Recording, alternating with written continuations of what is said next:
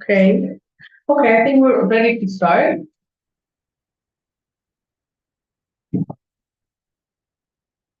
I'd like to extend a warm welcome to everyone joining us live here at the Archaeological Research Unit and online via Zoom. We're very pleased to welcome you to the second lecture in the seminar series organized in the frame of the research project ComPAS, which is acronym for Commercial Patterns Across the Sea, the Interdisciplinary Study of Maritime Transport Containers from Cyprus, and the Elucidation of Mediterranean Connectivity during the Late Bronze Age and Early Iron Age. ComPAS is a large-scale interdisciplinary project funded by the European Research Council under the Starten Grant Scheme and aims to investigate interregional commerce and intercultural connectivity in the Eastern Mediterranean during the late second and early first millennium BC through the integrated study of transport vessels. Dr. Cydrisse Cateloy, our speaker for today, is the latest addition to our amazing team of scholars working towards the implementation of the multifaceted tasks of ComPAS to contribute specifically with her expertise on volumetric calculations of the capacities of transport amphorae. A short introduction. Cydrisse completed her PhD research at the Paris 1 Panthéon-Sorbonne University in 2022.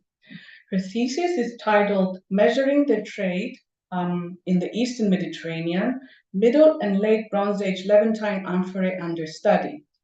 As you will see in her presentation, during her PhD research, Cydrisse followed Levantine amphorae from practically all find spots across the Eastern Mediterranean, from the Levant to the Aegean, including Cyprus, Egypt, and Turkey. Cydrisse is a keen scuba diver and has participated in several underwater excavations and surveys. She has also taken part in the study of the impressive material from the Uluburun shipwreck under the supervision of Cemal Pulak at the INA in Bodrum. She has published her research extensively, and earlier this year, she co-organized a very successful international conference titled No Half Measures for Understanding Ancient Ports, Aims and Methods of Capacity Studies in the Mediterranean Bronze Age, that was hosted at the French School at Athens and is currently under publication. In the frame of ComPAS, Cydrisse will focus on the imported containers found in Cyprus and will expand her research into the early Iron Age and into other types of maritime transport containers. Before I give the floor to Cydrisse, I take this opportunity to announce that in collaboration with the Association of Cypriot Archaeologists, we will be hosting a training seminar on the 20th of January 2024 at the Kari Library, where Cydrisse will present manual and digital methods for calculating the volume of ancient ceramics. This training seminar will be open to all, and more details on how to register will circulate soon. For her presentation today, Cydrisse will speak about her past, present, and future research, and we are very much looking forward to hearing more. Cydrisse, thank you.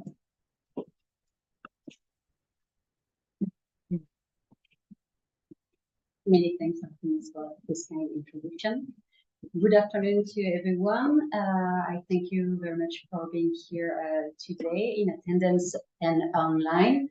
It is a great pleasure for me to be part of the ComPAS project and to have joined the IRU family.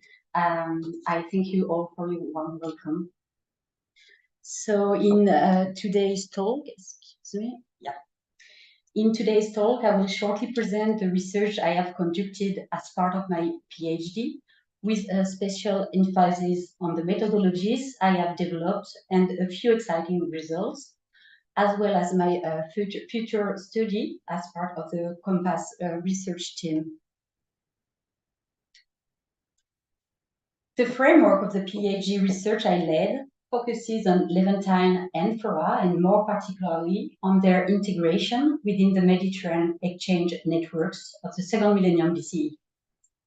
During this period, a wide range of raw materials as well as finished goods were exchanged all around the Eastern Mediterranean, including copper, tin, glass, ivory, ebony, textile, as well as precious items, luxury clothing, or Mycenaean and Cypriot pottery. Among these goods, Levantine amphora, also known as Canaanite jars, were widely used to transport various kinds of commodities, such as oils, tree resins, honey, wine, and possibly cereals or dried fruits. These ceramic containers provide evidence of the circulation of a wide variety of perishable goods that are today largely invisible in the archaeological records. The study of this vessel can therefore contribute to our understanding of the early maritime exchanges that took place in the Mediterranean. The distribution pattern of this material, mostly found along the coast and especially in the major ports of the period, clearly indicates the main way used to transport these vessels, navigation. As shown on the map illustrated, there is a clear connection between these ceramic containers and the sea. The production area of the Middle Bronze and Late Bronze amphora covers the entire Levant, including its northern, central, and southern parts, while the main import centers were located all around the Eastern Mediterranean region. Among the chief ports of entry, we can mention Tel El Daba in Egypt, Komos in Crete, Tiryns for mainland Greece, and Komi in Cyprus, and also Troy in Anatolia. So here is a non-exhaustive map showing mostly the amphora directly examined during the study and other complete examples. The main objectives of the research was to better define the nature of the Levantine amphora, which appears to be among the earliest mass-traded maritime transport containers to be exchanged across the Mediterranean. And yet, until recently, this material was simply grouped pell-mell under the broad label of Canaanite jar, without any form of classification being carried out. The goal was also to identify and trace the trade associated with these amphora, to map part of the existing networks and gain a deeper understanding of the maritime exchanges dynamics. Even if the exact provenance of these ceramic containers is rarely established, the places of arrival and their areas of distribution can at least help to map part of the existing networks in activity at that time. Following this material can also contribute to documenting the expansion and vitality of the Levantine trade in the Mediterranean. To achieve this objective, several tools have been developed to facilitate the research, such as an analytical catalog that comprehensively documents the corpus examined, a detailed typology that classifies these vessels according to their shapes, and an original capacity study that adds valuable information to the knowledge of the material.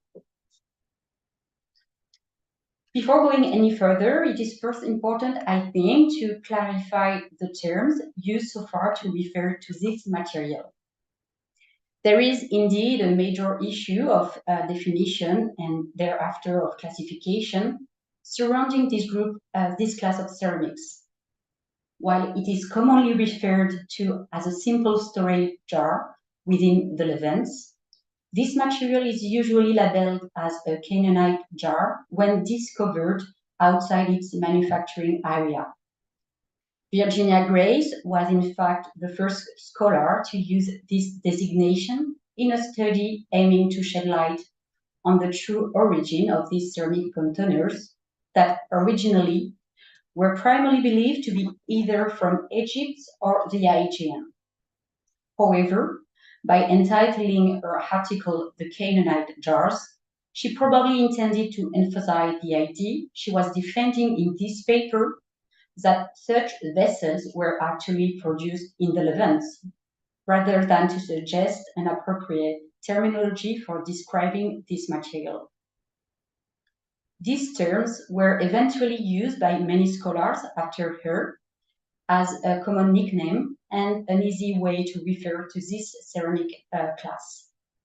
But no clear definition has ever been established to properly characterize its nature, and a wide variety of vessels were therefore grouped, sometimes inappropriately, under this label. Nowadays, this designation rather appears as a misnomer, since it is in fact neither exclusively Canaanite in origin, nor even exactly a proper jar. In fact, like the Phoenician, Greek, Etruscan, or Roman vessels to which they paved the way, these ceramic containers possess all the characteristics specific to an actual amphora, which is at least two handles, a narrow, easily sealable opening, an oblong body, and a tapered base that is both easy to handle, but also allows multiple layers of amphora to be stacked on top of each other. As for the term Canaanite, this region only covers a portion of the manufacturing area where this container originates, while the phenomenon actually encompasses the whole Levant. They seem to have,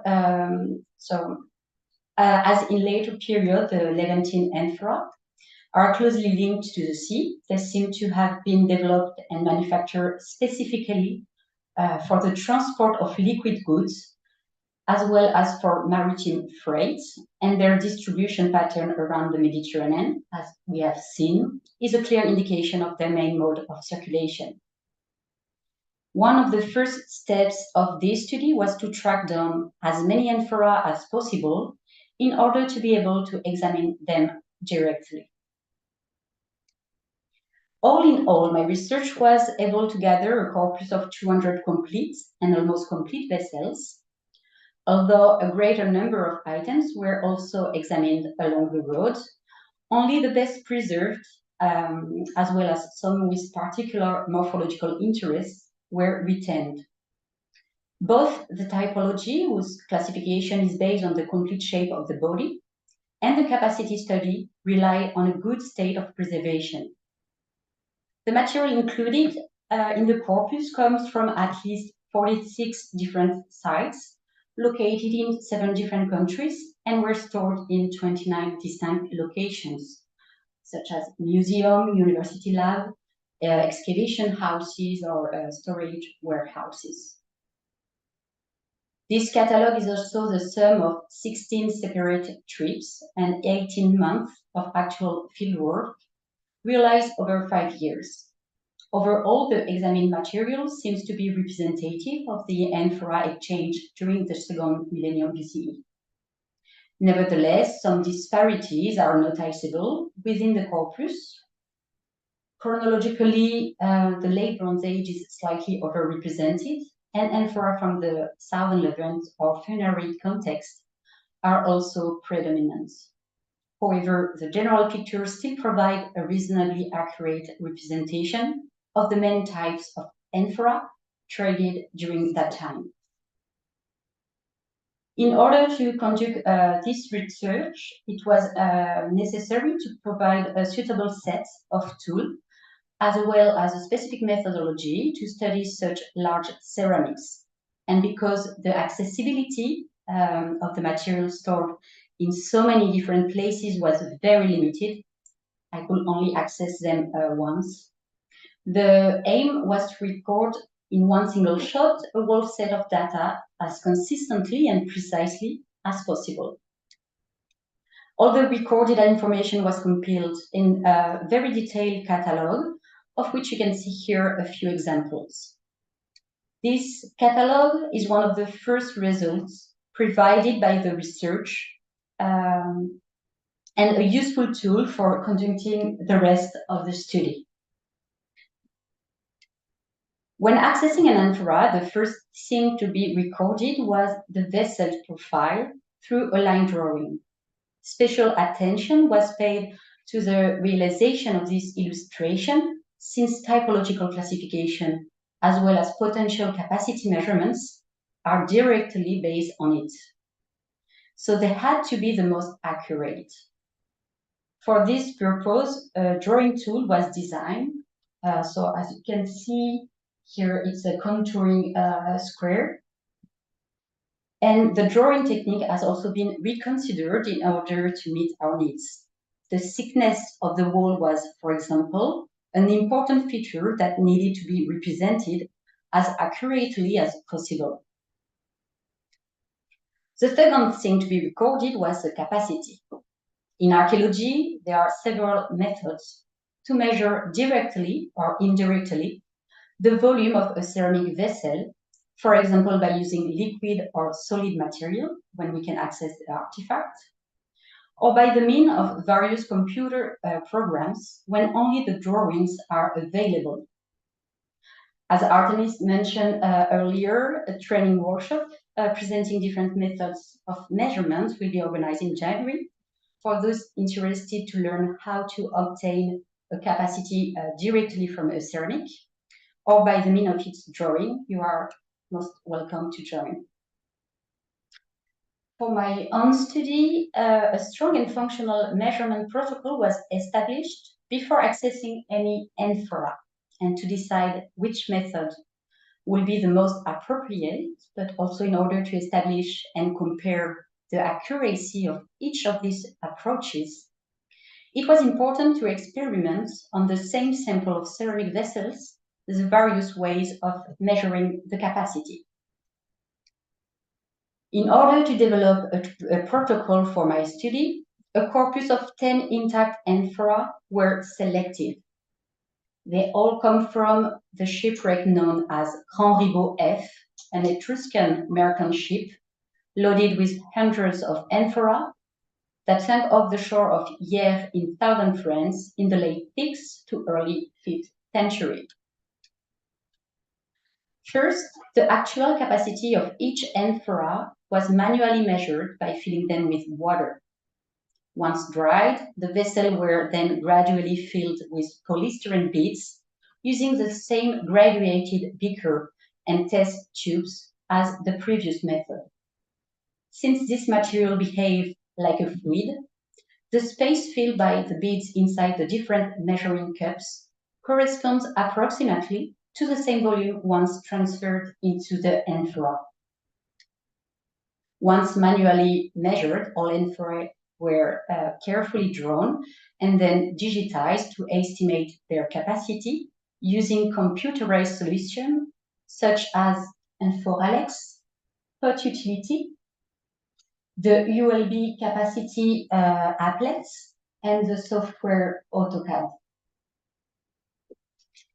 Here are the results for each tried and tested method with their degree of accuracy when compared to the water measurement.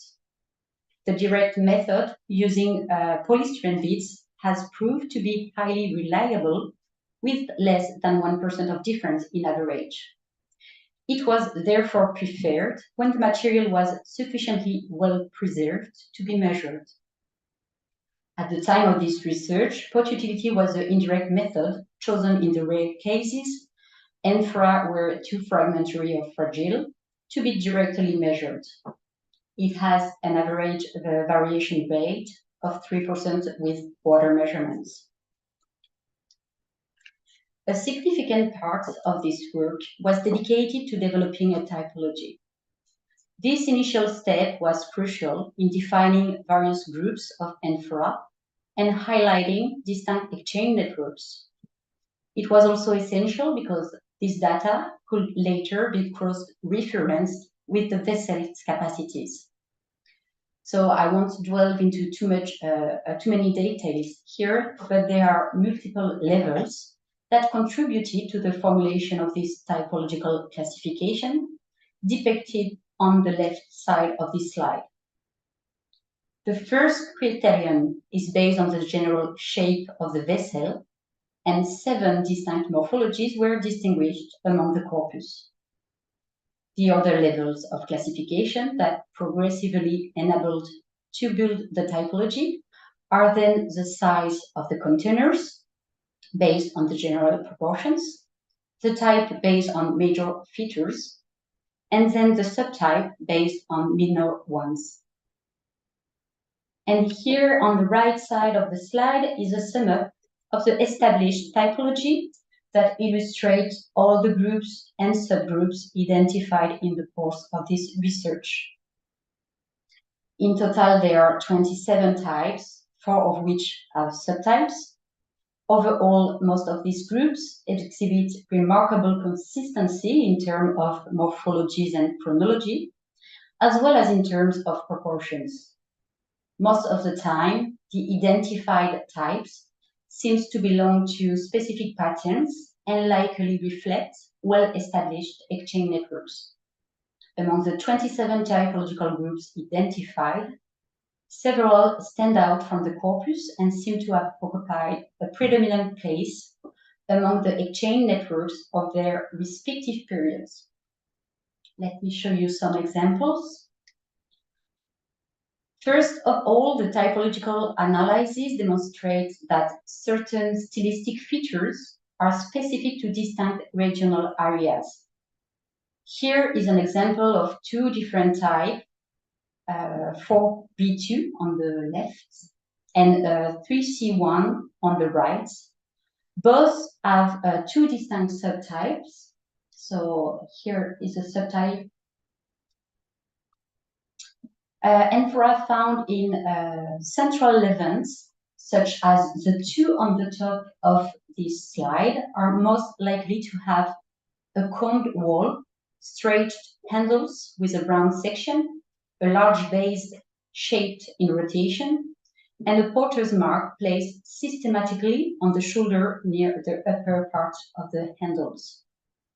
While those found in the southern Levant, such as the 2 amphora on the lower part, are more likely to have a smooth surface with an incised line around the shoulder, handles with an oval section, a small model base, and less frequently, a porter's mark, in this case placed on the handle or high on the shoulder. These regional patterns offer valuable insights on certain aspects of the Middle Bronze exchange networks.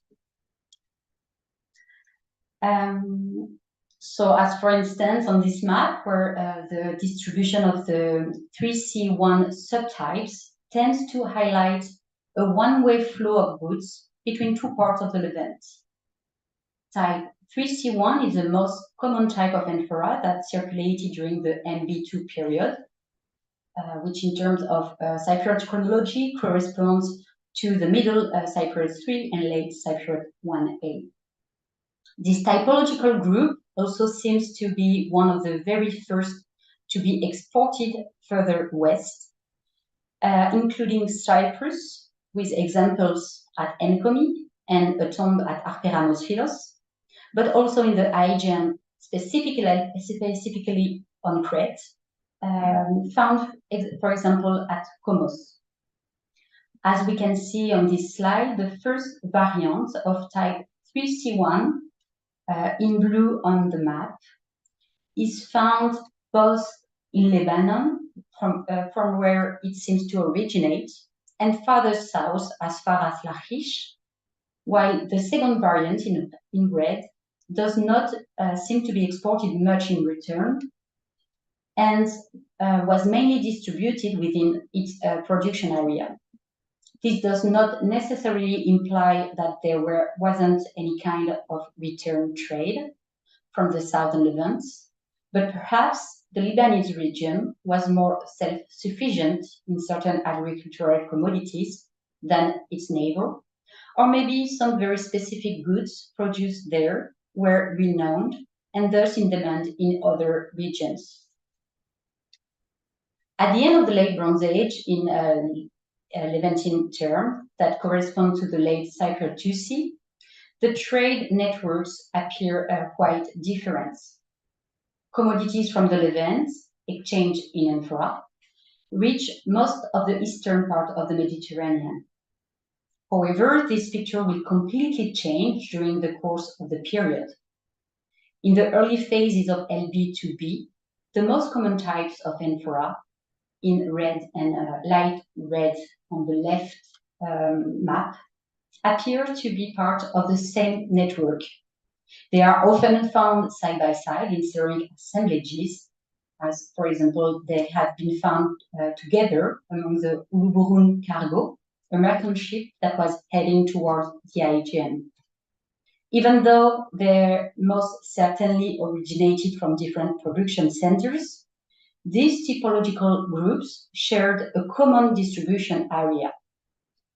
During the later phases of LB2B, the most common types of amphora found from this period, in blue and light blue on the second map, appear to belong to clearly separate networks.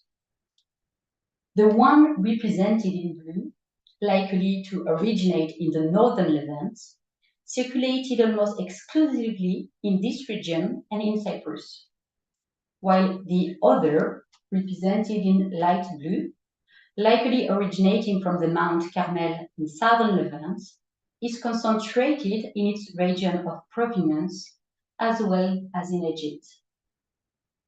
The distribution of these different types of amphora allow us to observe a reorganization of the Levantine trade in the Mediterranean at the very end of the late Bronze Age, a period during which many significant change occurred. Indeed, most of the Mycenaean palaces were destroyed by then, which certainly explained the near absence of this material in the Aegean. However, exchanges did not totally cease, since a large number of Levantine amphora are still found in Cyprus and Egypt, which testifies to regular contacts. Despite the destruction of significant cities, such as Ugarit, that was an important trading partner of Cyprus, the island will play an active role with other Levantine cities and will maintain an important place within the Mediterranean exchange networks.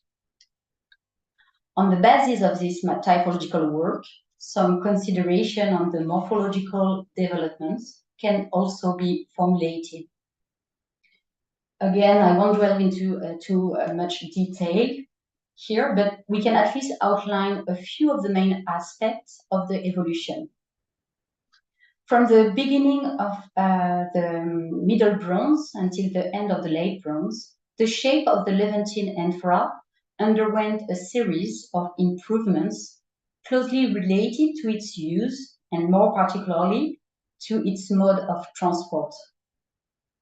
Broadly, the general shape evolved from an oval body to a conical shape, and going through an ovoid and a biconical stage. The evolution is gradual and quite consistent.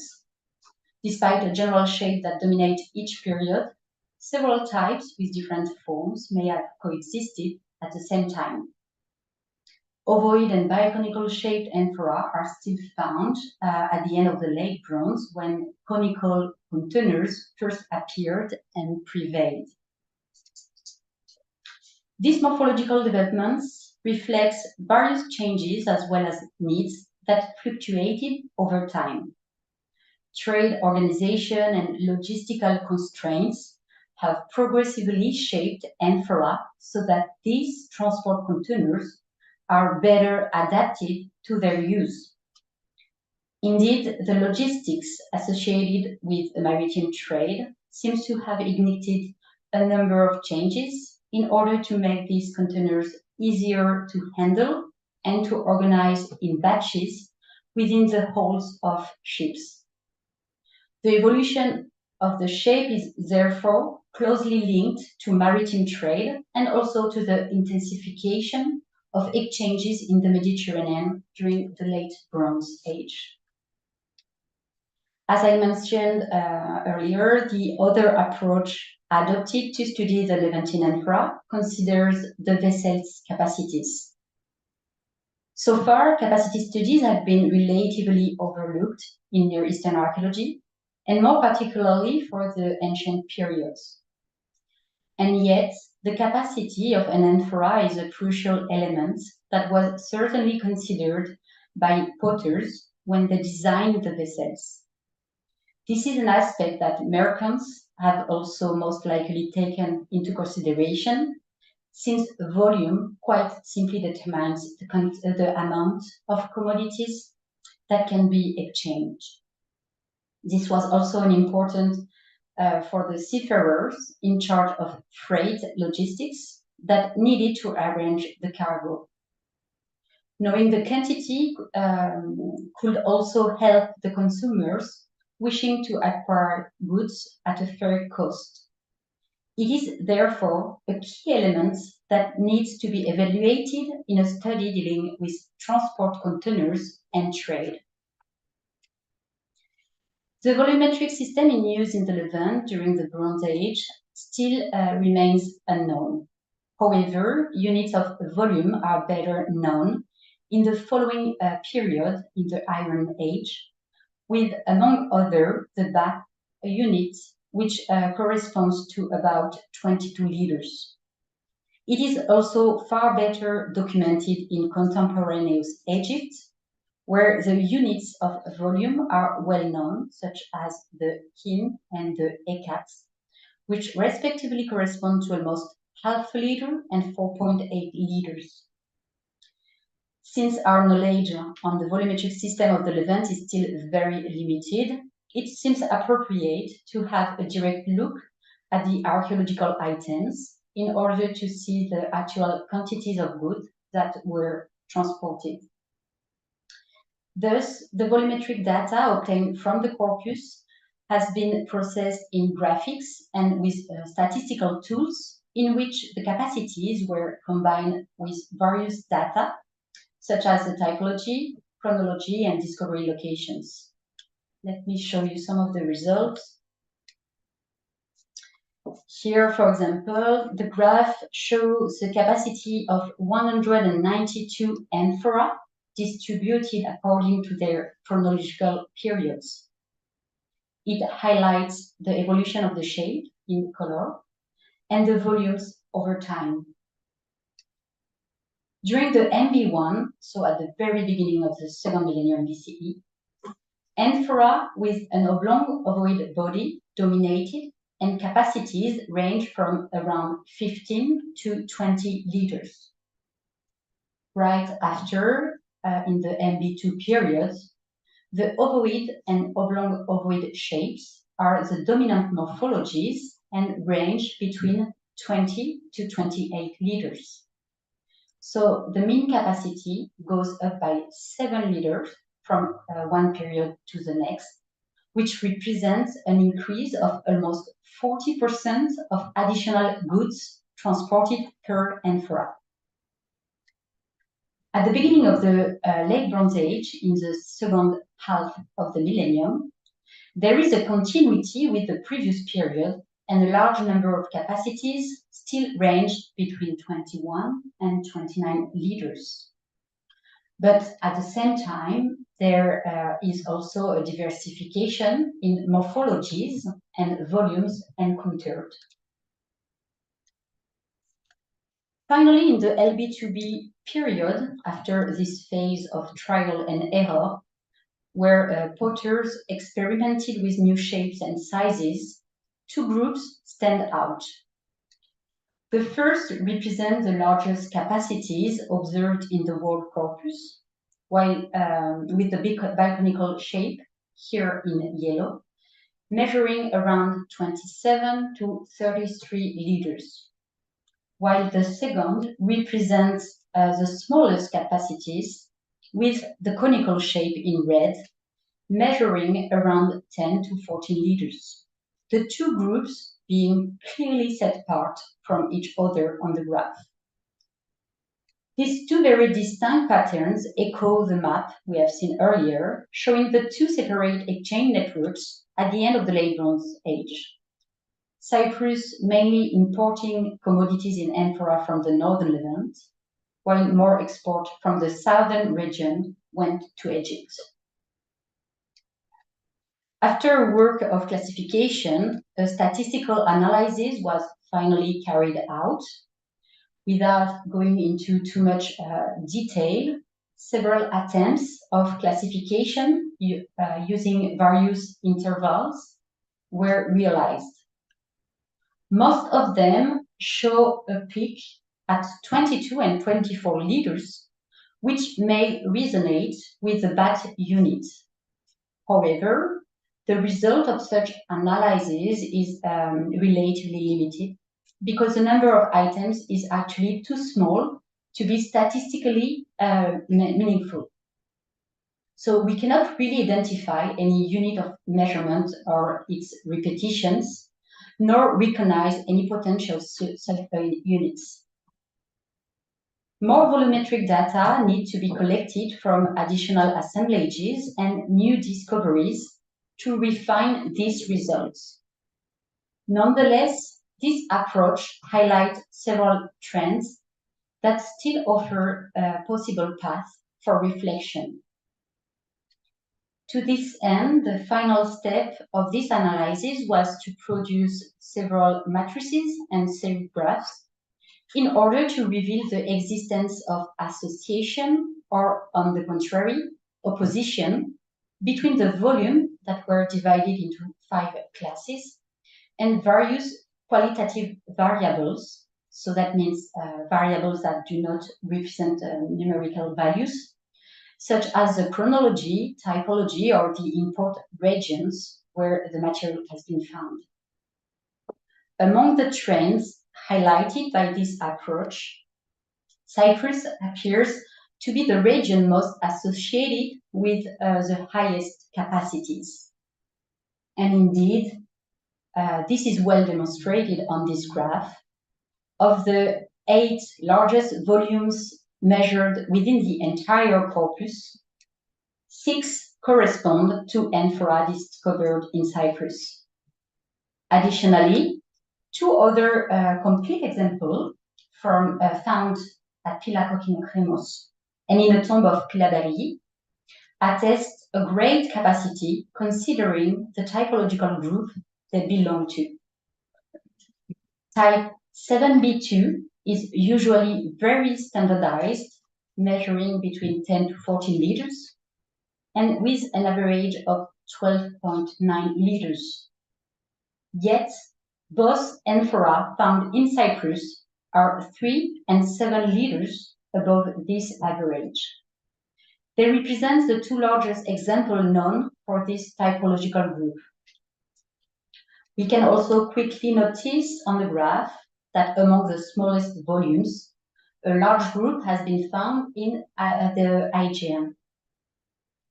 These trends seem to indicate a certain predilection from the Cypriot and Aegean population for importing amphora whose capacities were less common among the Levantine assemblages. This raises a number of questions. Why did this area prefer to import amphora with such capacities? Did it reflect a specific metrological system used there? Was it a response to specific needs, habits, or perhaps related to the nature of the commodities transported inside? Why are amphora with such small or large capacities not found in the Levant? Were they exclusively meant for the export. This preliminary consideration on the import of Levantine amphora in Cyprus will be further investigated within the framework of the ComPAS project. This comprehensive research program, directed by Dr. Artemis Ioriou and funded by the European Research Council, includes, among many other tasks, a dedicated focus on capacity measurements. Joining this exceptional project provides a unique opportunity to explore Cyprus' singular place within the Mediterranean trade networks. So in addition to Levantine amphora already studied, we intend to measure more material uncovered in Cyprus. All vessels with a complete body will of course be studied, but also further future studies will include those fragmentary ones belonging to typological groups that can be identified on the basis of my previous research. The remaining profile could indeed offer insights into the general proportions by comparing them with the data set already gathered, and may allow us to determine if these dimensions align with the averages or if they appear rather off. Additional variables such as the fabric and the products once contained inside this vessel will also be examined as part of this capacity study to assess whether volumes can be related to the regions of provenance or to the nature of the commodities transported. The material examination is currently underway and will be presented in more detail during the annual seminar of the ARU. Just a few words about the picture on the slide. So this is the last vessel studied, which is a complete example found in the tomb of Arteramos Philos, and what appears so far to be one of the very earliest Levantine amphora imported into Cyprus. It is part of type 3C1 we have seen earlier and dates from an advanced phase of the Middle Cypriot III. The aim of this volumetric study is also to extend the chronological range of this preliminary work to see how the exchange networks are organized in the early phases of the Iron Age. After 1200 BCE, the period following the collapse of several major cities and political entities around the Mediterranean, interregional trade underwent profound change and significant restructuring. Yet Cyprus seems to have maintained part of its long-distance relationships and played a central role in the Mediterranean trade of this pivotal period. The case study will offer a great opportunity to investigate the continuity of certain exchange networks and trade mechanisms, as well as to identify the economic shifts that occurred at the turn of the first millennium BCE. At last, we will also investigate several other types of ceramic containers imported into Cyprus, as for example the Egyptian amphora, the Aegean transport stirrup jars, or the Tel El Yaoudiye ware juglets. The capacity ranges of this vessel, also used in maritime transportation, will be compared with each other, as well as with the Levantine dataset. These diverse ceramic classes, originating in various regions and serving different purposes, will provide invaluable insights into other Mediterranean trade networks that coexisted during the same period. The later group, the Tel El Yaoudiye juglets, represent, for instance, micro-packaging of finer quality used to store more precious commodities. Examining their capacities will allow us to assess the degree of standardization applied to more valuable containers, search for smaller units of measurements, and compare them with volumes attested for larger vessels. This widely imitated group also serves as an intriguing case study, offering insights into how potters from different regions adapted this type to their specific needs, including the quantities they intended to store and trade. So I hope I will come back soon with exciting results, and I thank you all for your attention.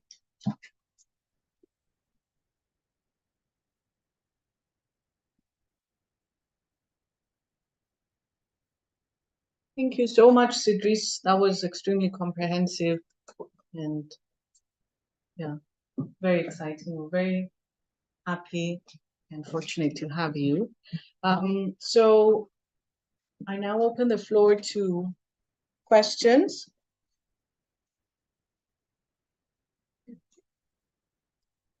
Sorry, should I stop recording?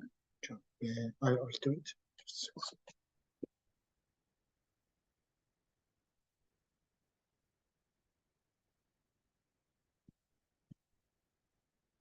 Yes. Any questions from the